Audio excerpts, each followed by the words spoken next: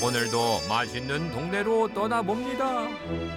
깔끔하고 구수한 국물, 그리고 담백한 소머리 고기의 맛이 함께 어우러진 음식. 곤지암에서 만난 소머리 국밥에는 어떤 이야기가 담겨 있을까요? 오늘 찾은 맛있는 동네는 경기도 광주시에 위치한 곤지암읍입니다.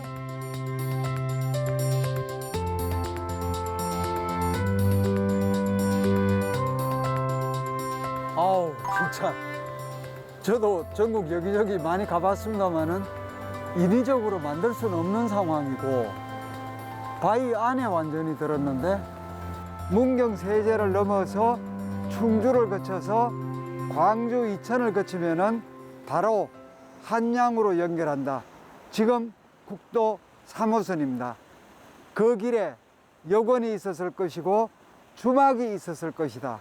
지금도 곤지암에는 그럴듯한 음식점들이 많이 있습니다. 그 중에 하나가 소머리국밥입니다. 조선시대 한양의 남쪽을 방어하는 거점 지역이었던 경기도 광주시. 지방의 선비들은 과거 시험을 보기 위해 이곳을 거쳤습니다. 영남에서 한양으로 들어가는 경유지였던 남한산성. 그중 곤지암은 해동 지도에 주막이 기록되어 있을 만큼 남한산성으로 향하는 주요 길목이었을 텐데요. 이러한 교통의 요지는 자연스레 주막이 발달했을 겁니다. 특히 남한산성에는 효종갱이라 불리는 해장국이 등장했는데요. 한양의 양반들이 먹던 해장국으로 배달 음식의 시초로 알려져 있습니다. 이렇듯 역사 속에서 끊임없이 발전해온 광주의 음식들, 그 계통을 이어 1980년경 곤지암에는 또 다른 향토 음식이 자리 잡게 됐는데요. 바로 40년 전통의 소머리국밥. 네, 어서 오세요. 안녕하세요. 이 집이 그러니까 곤지암 소머리국밥 처음 시작한 집이죠. 네, 맞아요. 선생님. 언제였습니까? 이게 81년도서부터 저희 어머님이 이렇게 연탄불에 예. 엄마가 손수 아궁이 이렇게 손으로 빚어갖고요. 거기다가 이렇게 속 걸고 하셨어요. 어떤 것 때문에 이렇게 오랫동안 잘 되는 거예요? 아, 그거는 아무래도 저희 어머님이 지켜온 맛이겠죠? 네. 아, 예. 고소한 냄새가 가득한 주방에서 맛있게 끓고 있는 소머리 국밥을 만날 수 있었습니다. 이렇게 그래서요. 지금 고기가 소머리가 이렇게 생겼어요. 반쪽이에요. 이렇게 해서 끓고 있는 거예요. 이거 펄펄 끓는 거 보니까 네. 한 그릇 좀 먹어보고 싶은데. 아이, 그럼요. 당연한 말씀을 한 그릇 드셔야지. 소머리 국밥은 육수의 기본이 되는 사골부터 준비합니다.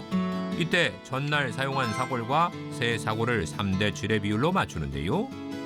이렇게 하면 진하면서도 깔끔한 국물 맛을 낼 수 있답니다. 그리고 소머리 고기는 앞서 살짝 데쳐 핏물을 먼저 제거한 뒤 사골 육수와 함께 넣어주는데요. 여기에 소고기 특유의 냄새를 잡아줄 핵심 재료인 무와 인삼을 넣어주는 것이 포인트.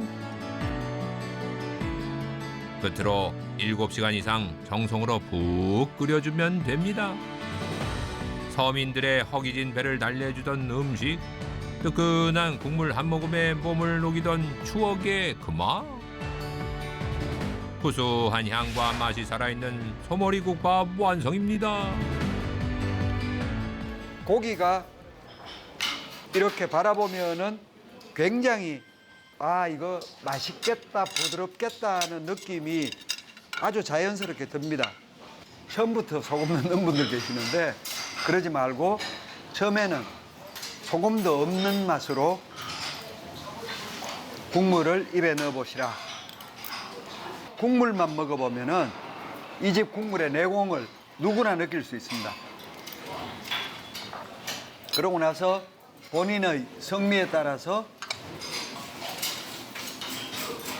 소금을 넣어라. 간을 잡을 때 소금을 넣지 간장을 넣는 사람들은 없습니다. 무슨 이야기냐면은 간장을 넣으면은 감칠맛이 더 도드라져서 국물에 있는 혹은 고기에 있는 국밥의 맛을 간장 맛이 덮습니다. 소금을 넣으면은 그냥 깔끔하게 먹을 수가 있죠. 이 국물의 원래 맛.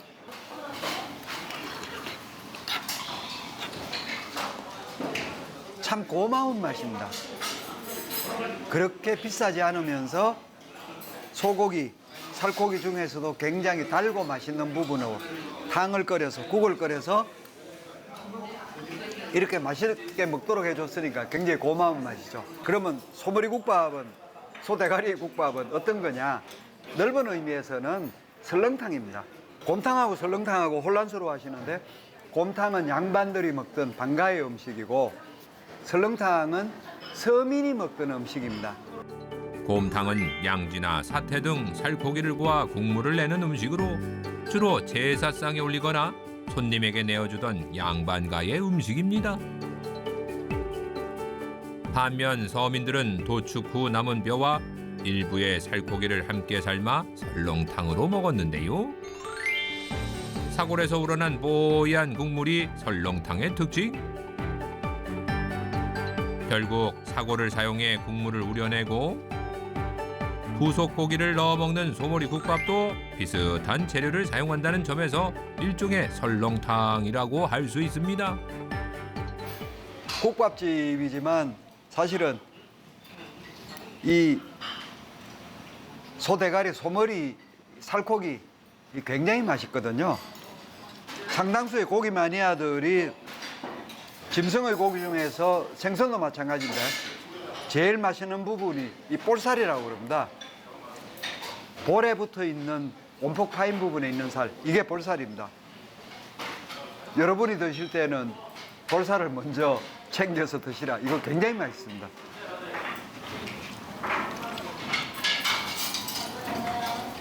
우리가 흔히 이야기하는 정육점이라 그러는 거는 살코기란 뜻입니다. 예전에 관청에 납품을 했던 고기입니다. 납품을 하고 나면 남는 게 말씀드린 대로 갈비, 꼬리, 다리, 소대가리, 내장까지 이것들을 전부 다 탕으로 끓이거나 순대 같은 음식으로 만들었습니다. 그래서 소는 버릴 것이 하나도 없다. 우리나라 외식 문화의 토대를 만든 서민의 음식 국밥.